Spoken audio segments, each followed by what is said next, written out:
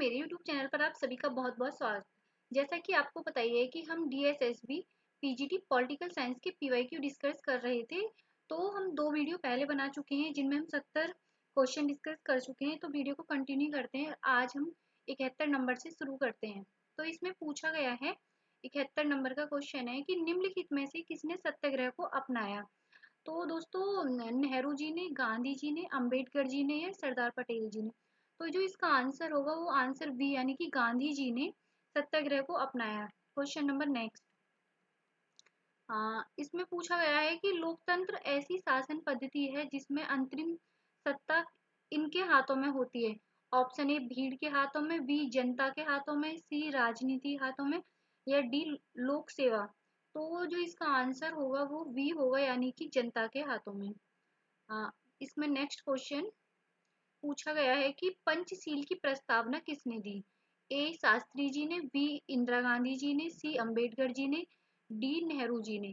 तो ये इसका जो आंसर होगा आंसर डी यानी कि नेहरू जी ने। नेक्स्ट क्वेश्चन डिस्कस करते हैं। Question number 74। तो यहाँ पे पूछा गया है कि लाल बहादुर शास्त्री राष्ट्रीय प्रशासन अकादमी यहाँ है स्थित है। ए दिल्ली, बी बेंगलुरु, सी मंगलौर, डी मसूरी। तो इसका आंसर होगा डी यानी कि मसूरी में। आप देख सकते हैं कि इस टाइप के क्वेश्चन भी पूछे जाते हैं। Question number 75।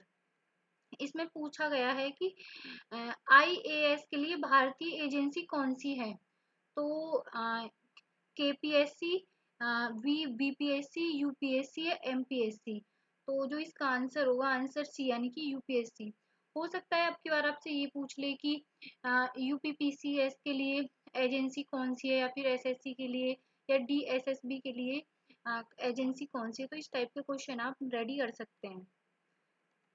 Question number next. इसमें पूछा गया है कि लाइन एजेंसी का कार्य है। ए सेवा करना, बी क्रियान्वित करना, सी प्रशिक्षित करना, डी इनमें से कोई नहीं। तो इसका जो आंसर होगा आंसर बी यानी कि क्रियान्वित करना।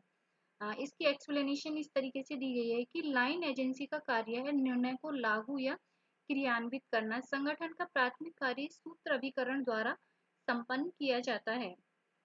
इस नेक्स्ट क्वेश्चन 77 नंबर का। इसमें पूछा गया है कि बजट स्वीकृति के लिए कौन जिम्मेदार है। ए संसद, बी कार्यकारिणी, सी न्यायपालिका, डी राष्ट्रपति। तो इसका आंसर होगा ए यानी कि संसद। अब हम नेक्स्ट क्वेश्चन की बात करते हैं जो आपके सामने अभी स्क्रीन पे दिखने वाला है।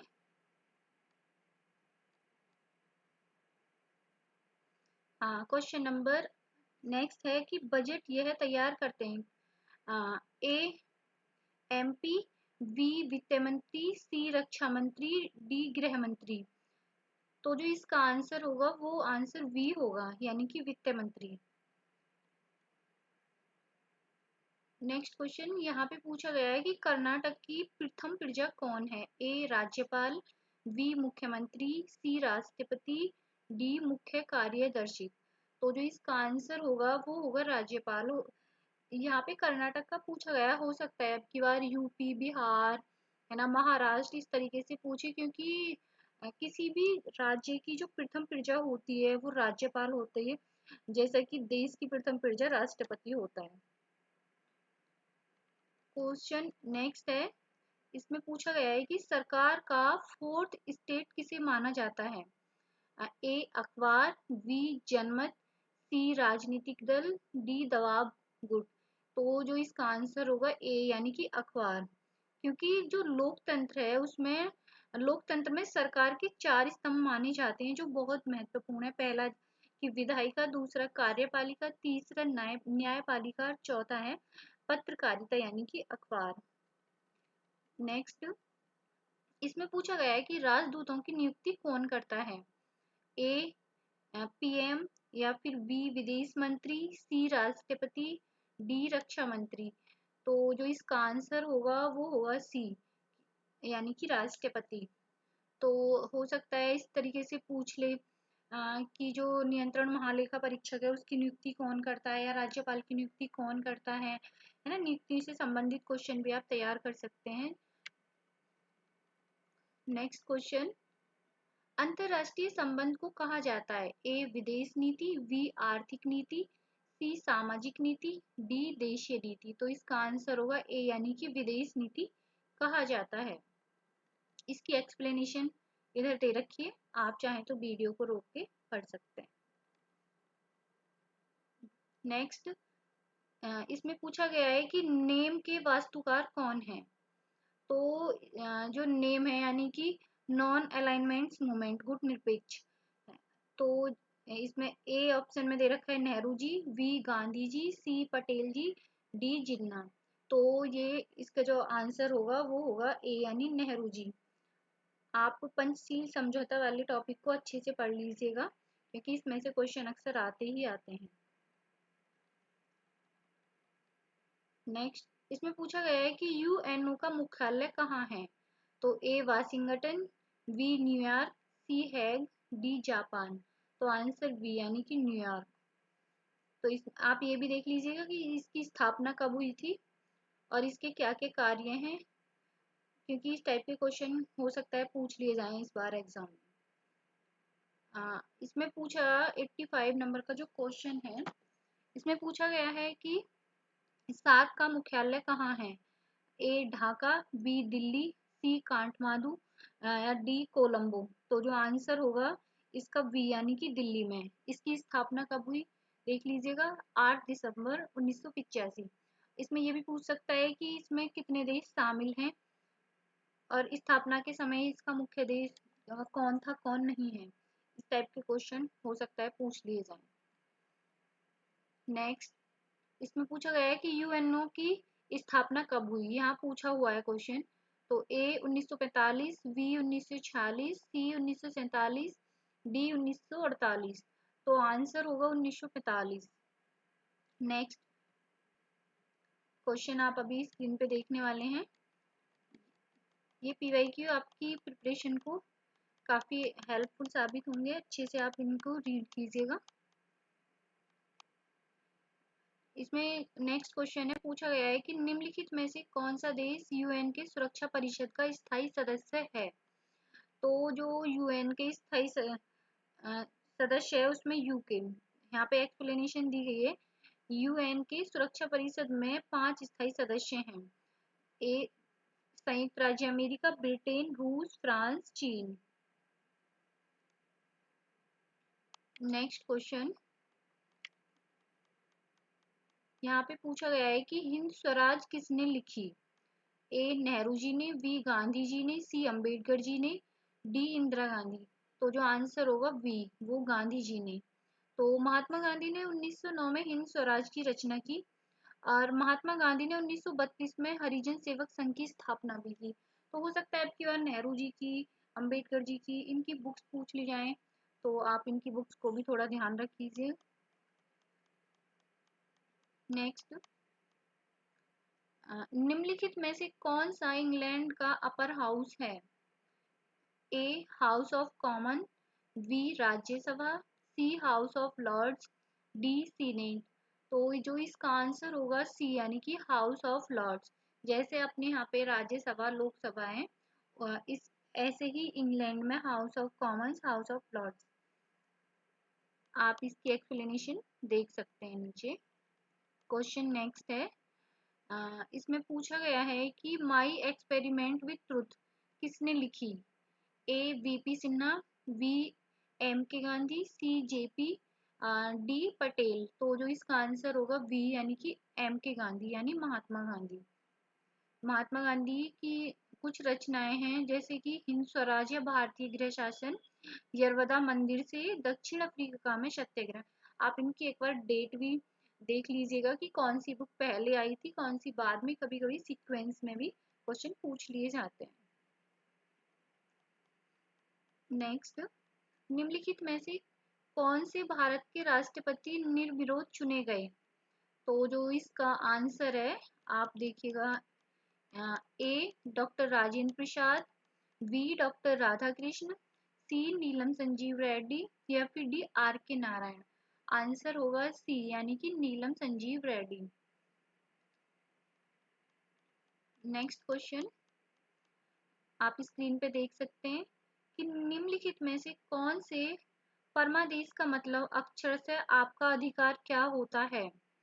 तो ए बंदी प्रत्यक्षीकरण, बी सर्टियोरिटी, सी अधिकार पक्ष या फिर डी निषेध। तो आंसर होगा इसका सी यानी कि अधिकार पक्ष। नेक्स्ट क्वेश्चन इसमें दे रखा है कि भारत में पहला नगर निगम कहाँ स्थापित किया गया। ए कलकत्ता, बी मद्रास, सी मुंबई या फिर डी दिल्ली। तो जो आंसर होगा इसका बी होगा यानी मद्रास में। और कब स्थापित किया गया था 1688 में। तो आप इसकी डेट को भी याद कर लीजिएगा। नेक्स्ट है पूछा गया है कि जो मंत्रिमंडल के प्रमुख कौन होते हैं। तो जो मंत्रिमंडल है उसके प्रमुख ए राष्ट्रपति, बी वित्त मंत्री, सी गृह मंत्री, डी प्रधानमंत्री। तो जो इसका आंसर होगा डी यानी कि प्रधानमंत्री। आप देख सकते हैं कि किस टाइप के क्वेश्चन यहाँ पे पूछे जा रहे हैं।